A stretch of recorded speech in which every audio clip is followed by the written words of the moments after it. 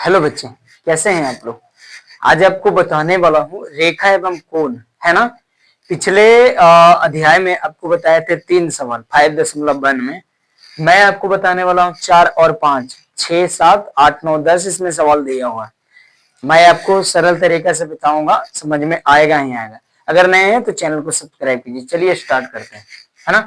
पहला सवाल जो दिया हुआ है, ऐसा कोण ज्ञात करना है जो पूरक के समान, मतलब दोनों बराबर होना चाहिए। तो हम यहाँ पे क्या करेंगे, हल में हम यहाँ पे क्या करेंगे कि माना माना कोण माना कोण एक्स संपूरक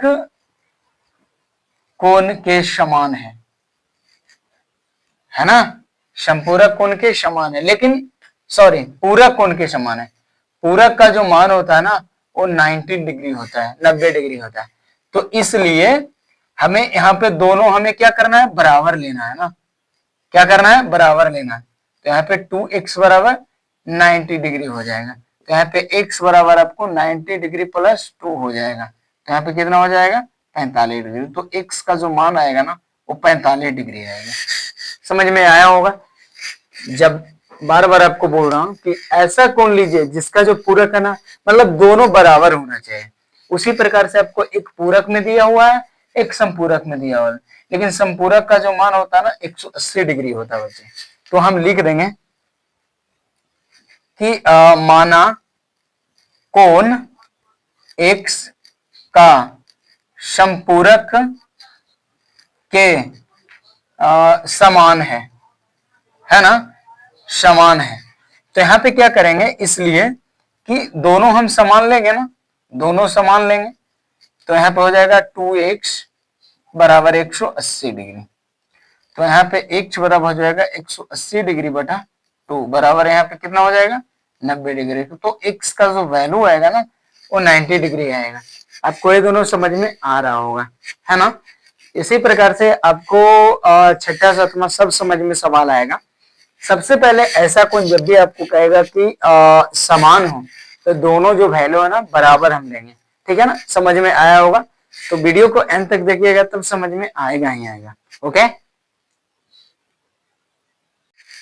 देखिए बच्चे, मैं आपको छठा और सातवां सवाल बोर्ड पे लिख दिया है ना। टाइम लग गया। जब आपको दी गई आकृति में कोण दिया हुआ है बच्चे, कोण 1 दिया हुआ और कोण 2 दिया हुआ है। अभी इन दो कोणों में आपको पता करना है कि हमारा एक में जो कोण है वो कमी की जाती है और कोण 2 में परिवर्तन होता है, ताकि दोनों कोण फिर से संपूरक होगा, है ना। तो मैं यहाँ पे आंसर मैंने लिख दिया कि कोण 1 की कमी की जाए तो कोण 2 के मान में उतना ही बढ़ोतरी हो जाएगी। इन दोनों कोणों का जो योग होता है 180 बना रहा है। दोनों कोण क्या कहलाएगा, संपूरक कोण कहलाएगा। क्या कहलाएगा, संपूरक कोण कहलाएगा, कहलाएगा, है ना। ये भी संपूरक। तो दोनों कोण जब संपूरक हो जाएगा तो आपका आंसर राइट आ गया। सातवां सवाल, क्या दो ऐसे कोण संपूरक हो सकते हैं यदि उनमें से दोनों न्यून कोण, अधिक कोण, सम कोण।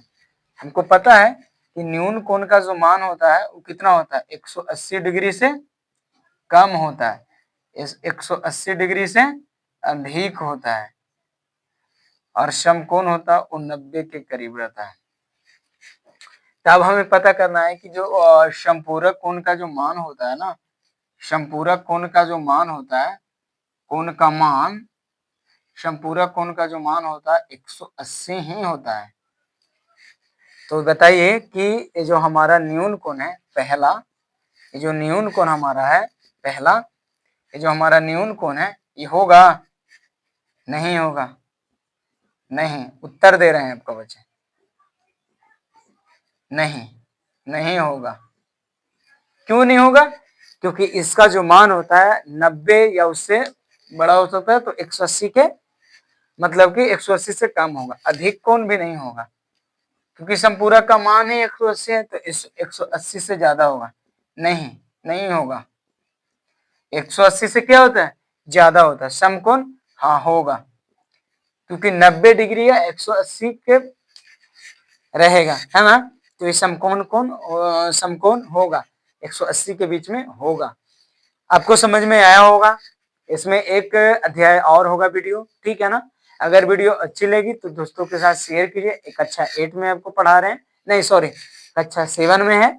आपको बच्चों को सजेशन दीजिए। अब वीडियो को एंड तक देखिए और नए हैं तो चैनल को सब्सक्राइब कीजिए। Okay, bye bye.